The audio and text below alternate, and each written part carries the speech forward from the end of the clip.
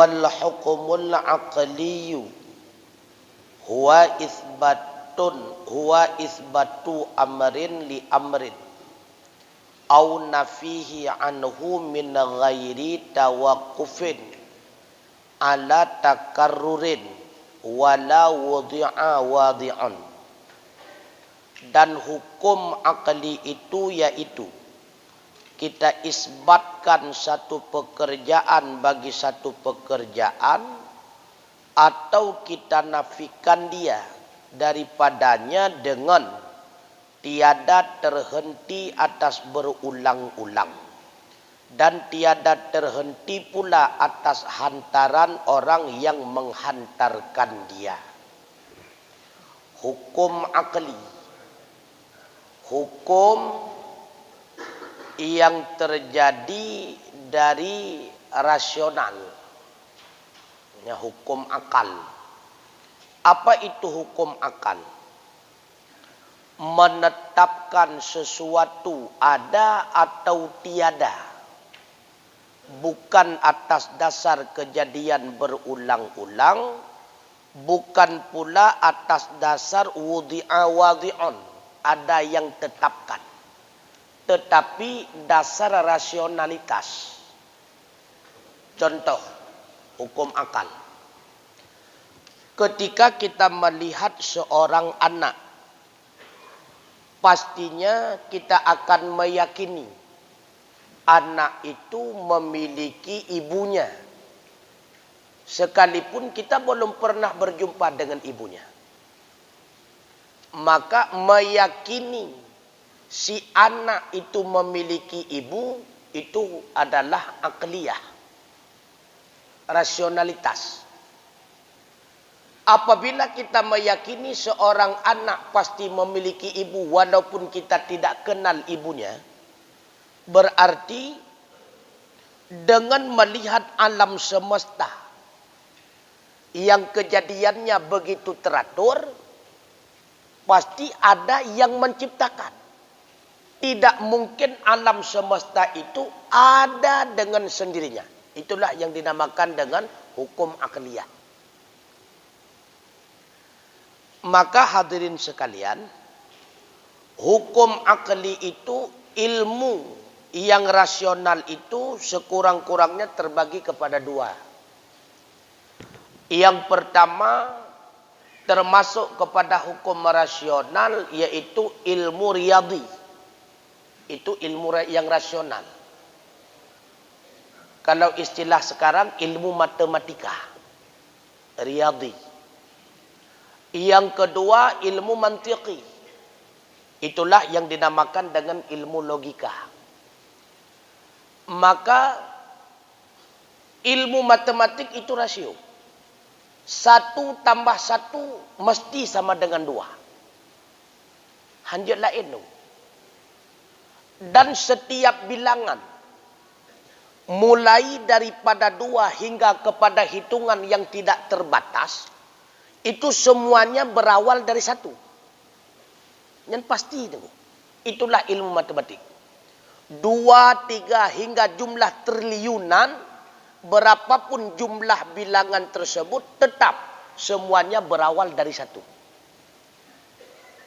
Begitu pula ilmu mantiq. 1 makhluk, bahkan semua makhluk, itu semuanya berawal dari 1. Itulah dari Allah Ta'ala. Maka sama-sama logis. Oleh karenanya hadirin sekalian, pembahasan ilmu tauhid ahli sunnah wal jamaah itu dilandasi yang pertama di atas dalil, baik dalil itu dalil naqli ataupun dalil itu adalah dalil akli. Maka dalil naqli yang menjadi landasan dalam pembahasan tauhid ahli sunnah itulah Asy'ariyah dan Maturidiyah. Yang pertama Al-Quran, yang kedua hadis. Hadis pun mesti hadis yang mutawatir atau hadis masyhur. Tidak boleh dijadikan landasan dalil tauhid hadis dhaif. Kalau hadis, hadis mutawatir ataupun hadis masyhur. Kemudian yang ketiga, ijma' ulama yang qat'i. Arti qat'i, ijma' ulama yang tidak terbantahkan. Yang pasti. Yang selanjutnya, yang keempat adalah akal. Itulah yang dimaksud dengan dalil akli. Akal adalah dalil yang rasional. Kemudian ada burhan-burhan di dalam istilah tauhid. Yang dimaksud dengan burhan adalah argumentasi-argumentasi, istilah jino argumentasi analogis. Dalam istilah mantik dinamakan dengan qadiyah-qadiyah. Maka di dalam kitab Ar-Risalah Dauniyah, karangan daripada Imam Ghazali, beliau mengatakan bahwa wa ahlun nadhari, ahli nazar, fi hadzal ilmi, pada ilmu tauhid, yatamassakuna awalan bi ayatillahi ta'ala minal Qur'an. Maka dijadikan dalil pertama dalam memahami tauhid, yang pertama mesti Al-Quran. Tidak boleh yang lain. Kemudian tsumma bi akhbari rasuli. Kemudian khabar-khabar, hadis-hadis daripada Rasul. Kemudian kata beliau, tsumma bid-dalailil aqliyah. Kemudian dalil-dalil yang dibangsakan kepada akal, dalil yang rasional. Kemudian wal barahinil qiyasiyah, argumen-argumen yang analogis. Ini wajib tunggu. Han memada dalam dalil tauhid hanya sebatas ayat Al-Quran dan hadis. Han memada dulu. Maka ada sebahagian kelompok yang mengatakan bahwa tauhidnya Asy'ariyah dan tauhidnya Maturidiyah itu tauhidnya tanpa dalil. Nyona kelompok yang mengatakan laginya. Tauhid Asy'ariyah dan tauhid Maturidiyah adalah tauhidnya tanpa dalil. Hanya sebatas tauhid akal-akalan. Hanya sebatas berfilsafat. Tauhidnya abal-abalan. Hana dalil. Maka kelompok yang mengatakan demikian itu perlu dipertanyakan kembali. Apakah kelompok itu memahami apa yang dimaksud dengan dalil? Karena yang menjadi dalil bukan cuma ayat Al-Quran dan hadis. Kan cuma yang tengku dalil. Makanya coba kita melihat kembali apa itu definisi daripada dalil. Be'ahwatnya kata pegah dengan dalil cuma terpaham Al-Quran dan hadis. God. Apa itu dalil? Maka coba kita lihat satu kitab milik daripada Syekh Al-Amidi.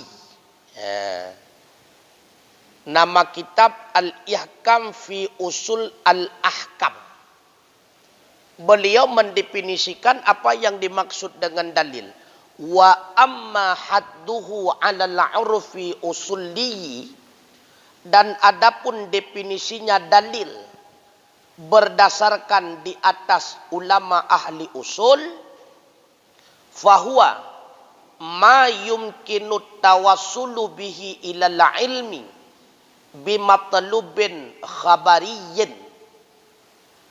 Dianya itu sesuatu yang memungkinkan sampai kita dengannya kepada pengetahuan bimatlub khabari.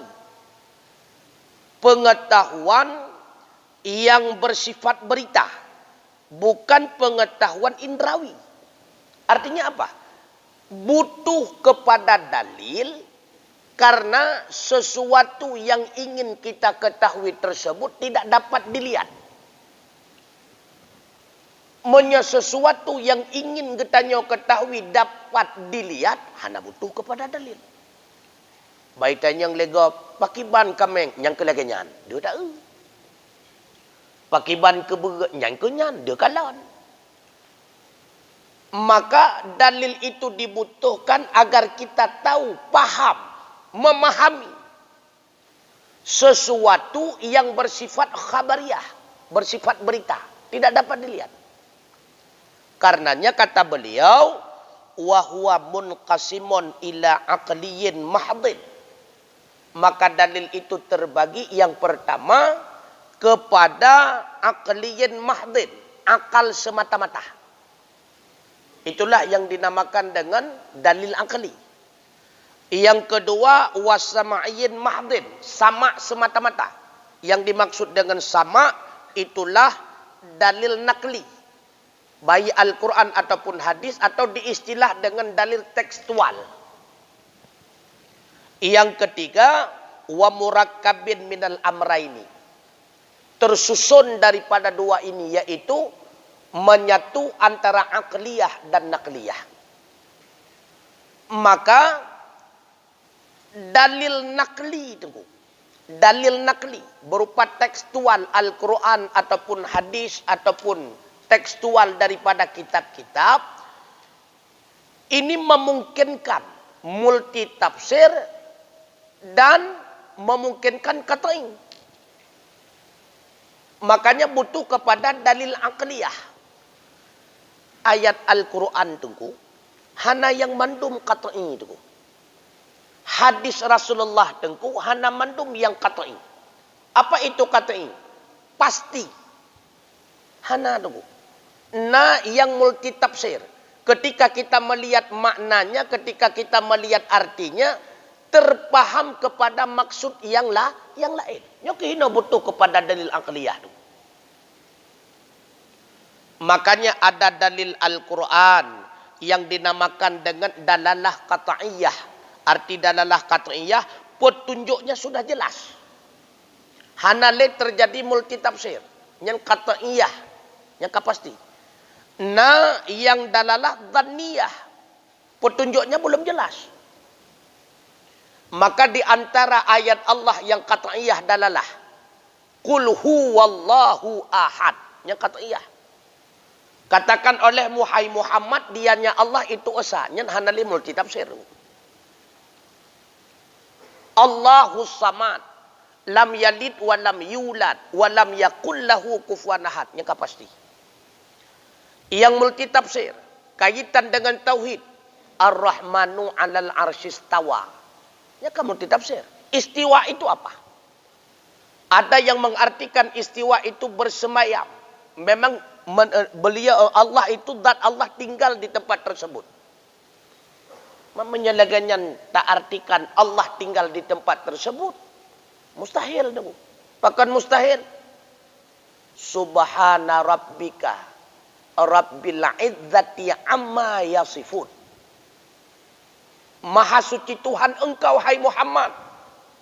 Tuhan yang maha agung, amma yasifun. Daripada sesuatu yang mereka sifatkan. Mereka mensifatkan Allah itu beranak. Maha suci Allah daripada anak.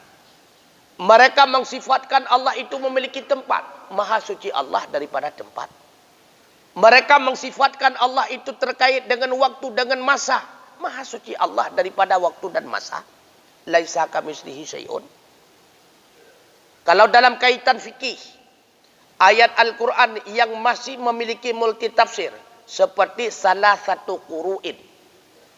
Iddah perempuan yang ditalak oleh suami ataupun mati, salah satu qur'in. 3 quru'. Quru itu terjadi multi tafsir. Ada yang mengartikan quru 3 kali suci. Ada yang mengartikan quru 3 kali haid. Karena makna quru terbenar haid, terbenar suci.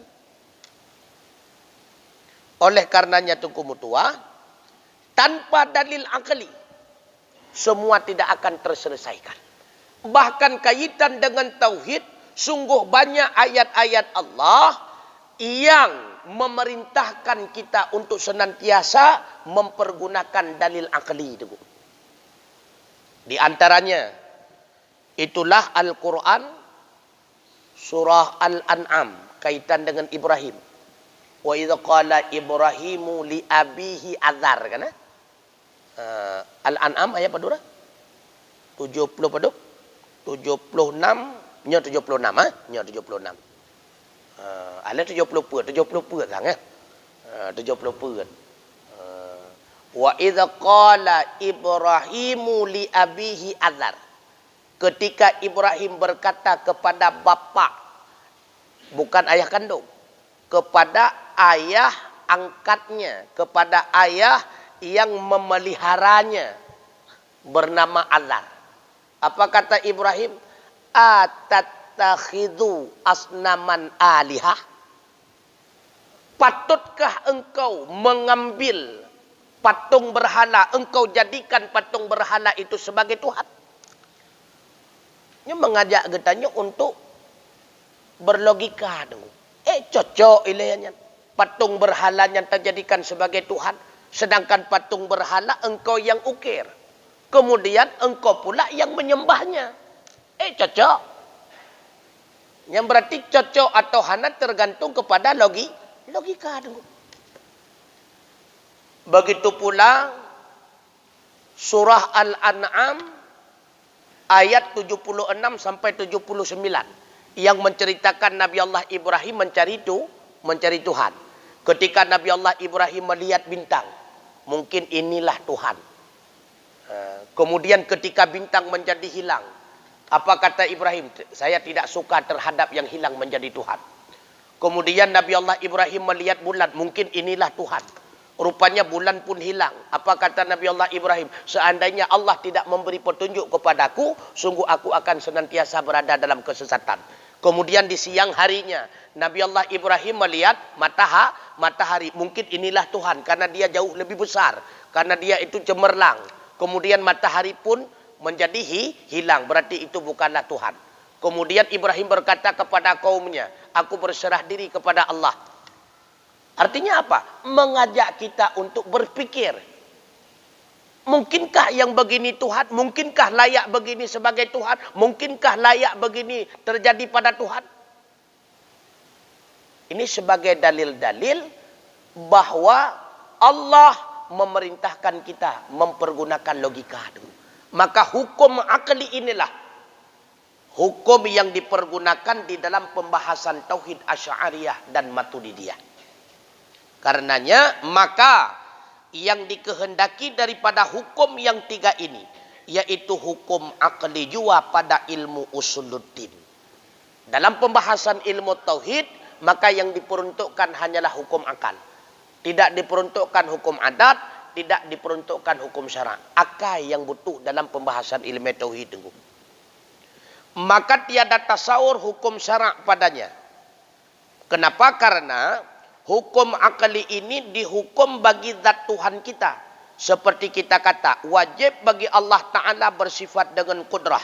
Maka arti wajib bagi Allah bersifat dengan kudrah itu wajib akali juga.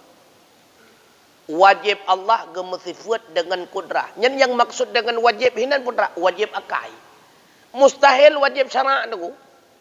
Karena menyata pegah wajib ba Allah gemersifat dengan kudrah, berarti syarak mewajibkan Allah, mesti Allah bersifat dengan kudrah.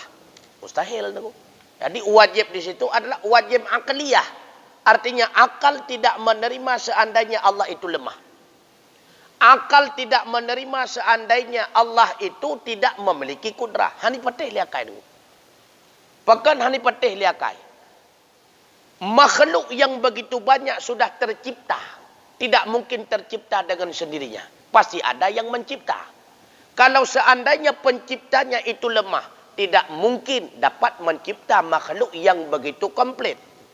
Berarti zat yang telah menciptakan makhluk yang begitu komplit dan teratur, pasti zat yang maha kuasa. Han mungkin zat lemah tu. Karena zat lemah tidak mungkin mampu menciptakan segala sesuatu tu. Nah, kemudian dalil nakli dijadikan sebagai sandaran hukum pokok dalam tauhid. Sedangkan dalil akli sebagai penguat daripada hukum pokok berupa dalil nakli. Maka salah kalau ada yang beranggapan bahawa tauhid Asy'ariyah dan tauhid Maturidiyah, tauhid ahli sunnah wal jamaah hanya semata-mata dalil akli. Itu salah. Tauhidnya ahli sunnah wal jamaah berlandaskan Al-Quran dan hadis. Dalil akli hanya menguatkan dalil akli nakliyah, yaitu Al-Quran dan hadis. Artinya apa? Tauhid Asy'ariyah dan Maturidiyah bukan tauhidnya abal-abalan, hasil pemikiran semata-mata spekulasinya Asy'ariyah dan Maturidiyah. Kan? Tapi berlandaskan ayat Al-Quran. Wujud Allah itu ada. Apa dalil Al-Qurannya Allah itu ada? Allahul ladzi khalaqas samawati wal arda wa ma bainahuma. Kemudian dikuatkan dengan dalil akli. Adanya seluruh makhluk membuktikan Allah itu ada. Kenapa? Karena makhluk tidak bisa menciptakan dirinya sendiri. Karena awalnya semua makhluk itu tiada. Tidak mungkin makhluk yang dasar tiada bisa mengadakan dirinya sendiri. Pasti makhluk itu ada yang menciptakannya. Siapa yang menciptakannya? Itulah zat yang pasti memang telah ada. Bukan zat yang awalnya belum ada. Siapa zat itu? Zat itu itulah yang bernama Allah. Kenapa kita tahu bernama Allah? Allah sendiri yang mengatakannya dalam Al-Quran. Allahul ladzi khalaqas samawati wal arda wa ma bainahuma. Zat yang bernama Allah, dianyalah zat yang menciptakan seluruh makhluk dan apa saja yang ada di bumi dan di langit. Jadi tetap berlandaskan Al-Quran. Kan pemikiran pokok logika kan. Logika untuk menguatkan. Nyoba salah. Bahkan ada sebahagian kelompok mengatakan tauhidnya Asy'ariyah dan tauhid Maturidiyah sulit dipahami. Mungkin karena banyak dosa. Karena menyela dosa sulit dipahami. Ya, jadi coba dengarkan dengan baik, simak dengan benar, pasti kita paham. Maka syarat untuk memahami ilmu agama, khususnya ilmu tauhid, hilangkan dulu daripada dosa-dosa maksiat. Menyena dosanya hai tamang nunggu. Karena dosanya ibarat cerape nunggu. Dia menyena cerape dalam gerupuh, tapu tamang manok, hai tamang nunggu. Tapaksakan taculok manok dalam gerupuh, hana trip ipajuh le cerape. Begitulah perbandingannya antara ilmu dengan maksiat. Kalau masih bergelimang dengan maksiat dan dosa, ilmu itu tidak masuk di dalam batin. Karena batin itu masih berlumuran dengan maksiat. Karena getanya 3 EQ, mungkin mampu tak cerna apa yang dijelaskan oleh guru. Tak paksakan, tak putamong ilmiah dalam mati getanya. Hana trip kemudian ilmiahnya pula akan hancur binasa. Kenapa kan? Karena hati masih terkotor dengan dosa dan maksiat. Nyo di antara bahaya dosa itu. Makanya dosa itu adalah kegelapan. Sedangkan ilmu itu adalah nur. Maka cahaya dengan gelap tidak akan pernah menyatu. Makanya Imam Syafi'i pernah mengadu kepada gurunya. Kata beliau, sakautu ila Waqi'. Saya pernah mengadu kepada guru saya bernama Syekh Waqi'. Berkaitan su'ah hifzi. Sangat jelek hafalan saya. Bro tatat hafalan lun. Hek lu mapai gadoh lilom. Hek lu mapai hai tem tamang-tamang. Hek lu dengar hana mupung. Awat dek kamu pum hana trip kagadoh. Wa arsyadani. Beliau itu mengarahkan diriku ila tarkil ma'asi. Kepada meninggalkan berbagai macam bentuk maksiat. Wa akhbarani. Beliau pula memberitahu kepada saya. Fa innal ilma nurullah. Ilmu itu nur Allah. Wa nurullahi la yuhdi lil 'asi. Nur Allah tidak akan memberi petunjuk terhadap ahli maksiat. Ya, maka jalan memahami ilmu agama Allah, bersihkan dulu dosa-dosa. Taubat segera kepada Allah. Maka mudah katanya pahami. Makanya ketika kamu di pesantren Tengku, sering guru kamu mengajak kamu untuk senantiasa baca Al-Quran. Ya, karena dengan sering membaca Al-Quran, yang pertama, memudahkan kita membaca kitab gundul. Karena terbiasa. Dengan sebab terbiasa mengungkapkan per kalimat di dalam Al-Quran, maka akan membiasakan mudah membaca kitab gundul.